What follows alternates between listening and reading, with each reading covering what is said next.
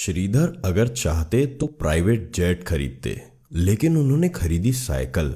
वैसे भी अगर किसी की कुल संपत्ति 18,000 करोड़ रुपए की हो तो 300 करोड़ रुपए के प्राइवेट जेट विमान खरीदने पर ऑडिटर भी एतराज नहीं करेगा। और जब पैसा अथाह हो तो फिर मुश्किल ही क्या है। यूं भी लक्ष्मी जब छप्पर फाड़ कर धन बरसाती है तो ऐसे फैसले किसी को खर्चीले नहीं लगते।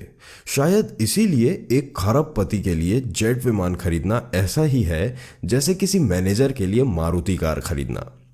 लेकिन जोहो कॉरपोरेशन के चेयरमैन श्रीधर वेम्बू पर लक्ष्मी के साथ साथ सरस्वती की भी मेहरबानी थी, इसीलिए उनके इरादे औरों से बिल्कुल अलग थे। प्राइवेट जेट खरीदना तो दूर, उन्होंने अपनी कंपनी बोर्ड के निर्देशकों से कहा अब कैलिफोर्निया से जोहो कॉरपोरेशन का मुख्यालय कहीं और ले जाना चाहते हैं। श्रीधर के इस विचार से कंपनी के अधिकारी हतप्रभ थे, क्योंकि सॉफ्टवेयर इंडस्ट्री के लिए कैलिफोर्निया के बे एरिया से मुफीद जगह दुनिया में और कोई है ही नहीं।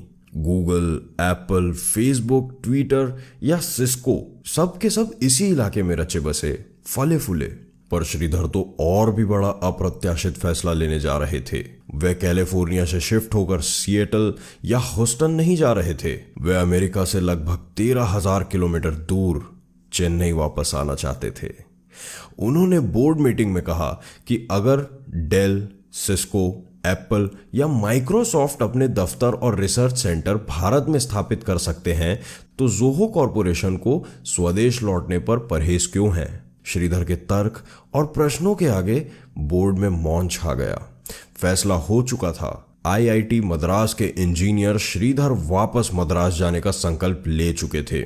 उन्होंने कंपनी के नए मुख्यालय को तमिलनाडु के एक गांव जिला टेंगसी से स्थापित करने के लिए 4 एकड़ जमीन पहले से ही खरीद ली थी और ऐलान के मुताबिक अक्टूबर 2019 यानी ठीक 1 साल पहले श्रीधर ने टेंगसी जिले के मथला मपराई गांव में जोहो कॉरपोरेशन का ग्लोबल हेडक्वार्टर शुरू कर दिया। यही नहीं, $2.5 बिलियन के जोहो कॉरपोरेशन ने पिछले ही वर्ष सॉफ्टवेयर कारोबार में 3,410 करोड़ रुपए का रिकॉर्ड राजस्व प्राप्त करके टेक जगत में बहुतों को चौंका दिया था। स्वदेश क्यों लौटना चाहते थे श्रीधर अमेरिका की किसी एजेंसी या बैंक या स्टॉक एक्सचेंज के दबाव के कारण स्वदेश नहीं लौटे। उन पर प्रतिस्पर्धा का दबाव भी नहीं था। वे कोई नया व्यवसाय भी नहीं शुरू कर रहे थे। वे किसी नकारात्मक कारण से नहीं, एक सकारात्मक विचार लेकर वतन लौटे। उन्होंने कई वर्ष पहले संकल्प लिया था कि अगर जोहो ने बिजनेस में कामयाबी पाई तो वो प्रॉफिट का एक बड़ा हिस्सा स्वदेश में निवेश करेंगे। कंपनी के मुनाफे को वे गांव के बच्चों की आधुनिक शिक्षा पर भी खर्च करेंगे। इसी इरादे से उन्होंने सबसे पहले मथलाम पराई गांव में बच्चों के लिए निशुल्क आधुनिक स्कूल खोले। कंप्यूटर टेक्नोलॉजी के जानकार श्रीधर गांव में ही जोहो विश्वविद्यालय भी बना रहे हैं, जहां भविष्य के सॉफ्टवेयर इंजीनियर तैयार होंगे। फोर्ब्स मैगजीन में दिए एक इंटरव्यू में श्रीधर बताए हैं कि टेक्नोलॉजी को अगर ग्रामीण इलाकों से जोड़ा जाए तो गांव से पलायन रोका जा सकता है। गांव में प्रतिभा है, काम करने की इच्छा है। अगर आधुनिक शिक्षा से हम बच्चों को जोड़ें तो एक बड़ा टैलेंट पूल हमें गांव से ही मिल जाएगा। इसीलिए मैं भी बच्चों की क्लास में जाता हूँ, उन्हें पढ़ाता भी हूँ। मेरी कोशिश गांव को सैटेलाइट से जोड़ने की है। हम न सिर्फ दूरियां मिटा रहे हैं, न सिर्फ पिछड़ापन दूर कर रहे हैं, बल्कि इन शहर से बेहतर डिलीवरी गांव से देने जा रहे हैं। प्रोडक्ट चाहे सॉफ्टवेयर ही क्यों ना हो, श्रीधर बताते हैं। तस्वीरें जाहिर करती हैं कि श्रीधर बेहद सहज और सादगी पसंद इंसान हैं।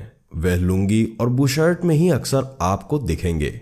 गांव और तहसील में आने जाने के लिए वह साइकिल पर ही चल निकलते हैं।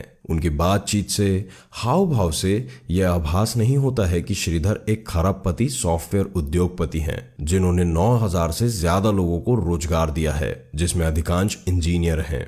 उनकी कंपनी के ऑपरेशन अमेरिका से लेकर जापान और सिंगापुर तक फैले हैं, जहां 9,300 टेक कर्मियों को रोजगार मिला है। श्रीधर का कहना है कि आने वाले वर्षों में वे करीब 8,000 टेक रोजगार भारत के गांवों में उपलब्ध करवाएंगे और ग्लोबल सर्विस को देश के नॉन अर्बन इलाकों में शिफ्ट करेंगे। शिक्षा के साथ गांवों में आधुनिक अस्पताल, सीवर सिस्टम, पेयजल, सिंचाई, बाजार और स्किल सेंटर स्थापित कर रहे हैं।